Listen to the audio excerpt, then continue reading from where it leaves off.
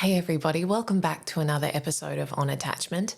In today's episode, we are talking about how to know if you are ready for a new relationship. So this is one that I'll often get asked when people have been through a breakup and they've taken some time. How do I know that I'm ready to date again? How do I know that I'm sufficiently healed? Which is not language that I would use, but it's often the way the question is phrased to me. What are the signs that you are ready to re-enter the world of dating and potentially exploring new connections with someone? So I'm going to be sharing some thoughts on that, things that you can look for. I mean, at the outset, I'll say I don't think there's any hard and fast rule. I don't think there's some objective point of readiness that suddenly you'll wake up and go, today's the day I'm ready. Everything about my previous relationships is behind me and I am undeniably, unequivocally ready as of today. I think it's a little bit more nuanced than that, of course. But that being said, I do think that there are some things that we can look at and look for in terms of the work that we've done and passage of time, how we're feeling within ourselves, that can point to whether it would be something that we could explore. And you may find that you feel ready and then you take that step and you start exploring new connections and then you actually decide, no, I maybe want to take some more time for myself, and that's fine too. None of this stuff is set in stone and you are allowed to experiment and explore through trial and error. So all of that being said, I will be sharing 5 signs that you are ready for a new relationship. So hopefully that will give you a bit of a yardstick or something to measure your progress against, if we want to put it in those terms. Okay. Before we dive into today's episode, a couple of quick announcements. As you would have heard me share in the past couple of weeks, I am running a retreat in Australia, in Byron Bay, in May next year. We still have a few early bird spots available, but they are going quickly. So if you're interested in joining us, please do head to my website and submit a short application. It's not anything too rigorous. It's just to make sure that it's a good fit. I would love to see you there if you are interested in doing some really deep, transformative work on all of this stuff, building self-worth, really stepping into the next version of yourself with intentionality and clarity, and doing so in a beautiful setting with like-minded people and myself. I would love to see you there. Likewise, I am running a workshop in Sydney, a weekend intensive at the end of November. So you can sort of think about it as my Secure Self Challenge condensed into 2 days. So if you are in or near Sydney and you'd like to do 2 full days of coaching with me in a small group, I would love to see you there. You can also jump onto that on my website and there's no need to apply or anything. You can just sign up there and then. Okay. And last but not least, sorry, there's a few announcements today.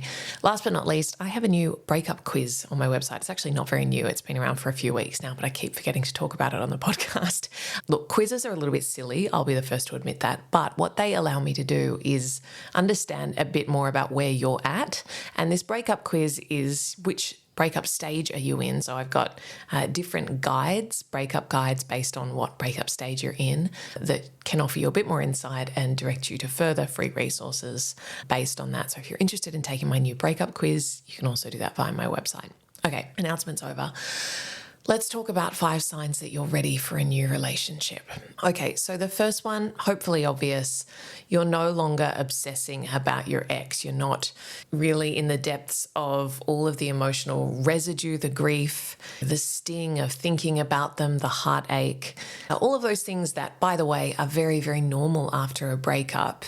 We probably want to have processed a lot of that and allowed for the passage of some time before we start exploring new connections with other people. I don't want to put any sort of arbitrary time limit on that because I think there can be so much variation. Some people do a lot of their grieving while still in the relationship and you sort of know the end is coming, and so you start emotionally detaching before actually pulling the trigger or before the relationship ends, whereas other people might be really blindsided by the end of the relationship and take much longer to process that it's actually over.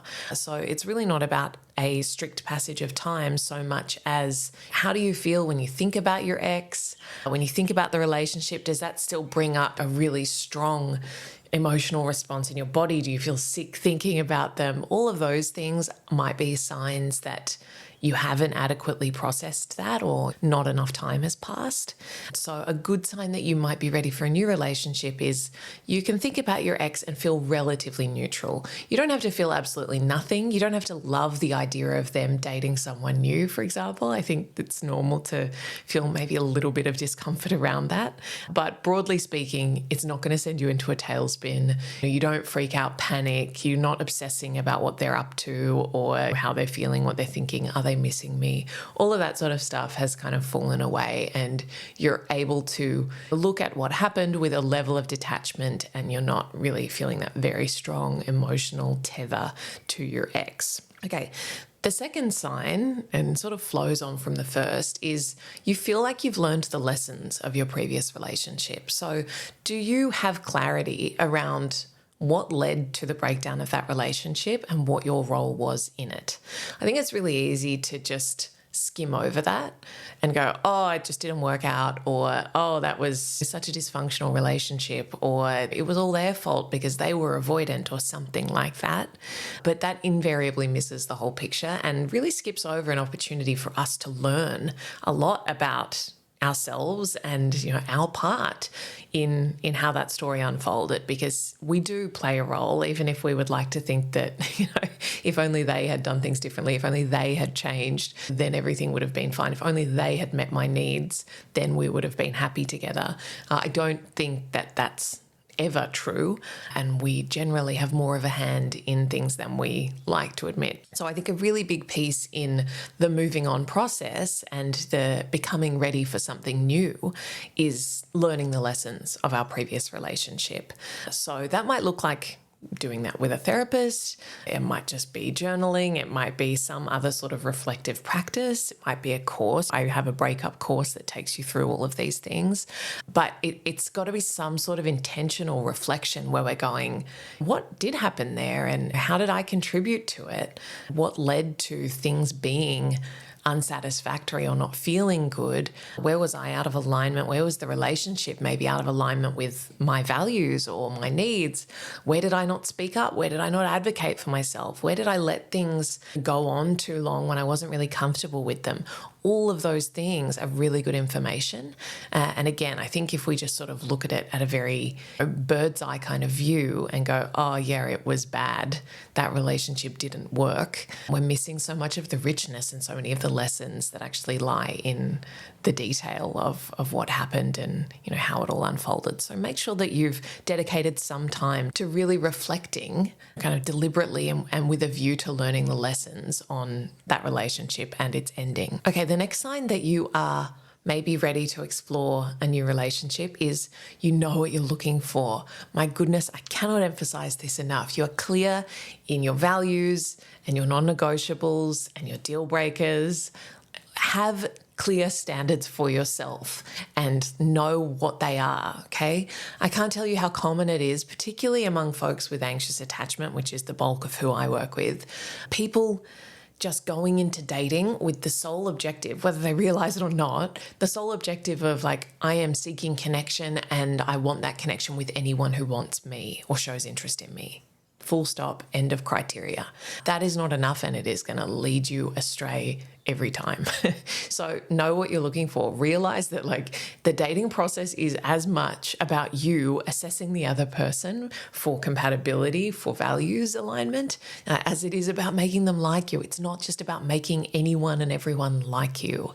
That is our insecure, unworthy people pleaser part driving the bus. And that's not a good energy or place to be approaching new relationships from, because it's going to lead us to build something on shaky foundations. So instead, really get clear and do this before you meet someone. Do this before there's someone in front of you that you're really excited about and you start making excuses and throwing all of this stuff by the wayside because of the connection and the chemistry. Have clarity for yourself. Again, do this like as a reflective practice in between relationships. What am I looking for? What are my values? How do I want my relationships to feel? Right? What are my non-negotiables? What are my deal breakers? What are my limits? Things that are absolutely not okay for me, things I am available for and not available for. When you can do that in a more objective sense, when you're feeling really grounded and confident in yourself, then when you go into a relationship or you're exploring a connection, if these things pop up, things that do cross those lines for you, you're much better placed to know that because you've already got those parameters set for yourself rather than like, oh, I'm really excited about this person, but they said that we were going to meet up and it's 4 p.m. on the day that we're meant to meet up and now I haven't heard from them. I wonder if something's wrong. Start making excuses, start doing mental acrobatics to try and justify it because you're excited about them and you've got those butterflies and blah, blah, blah. No.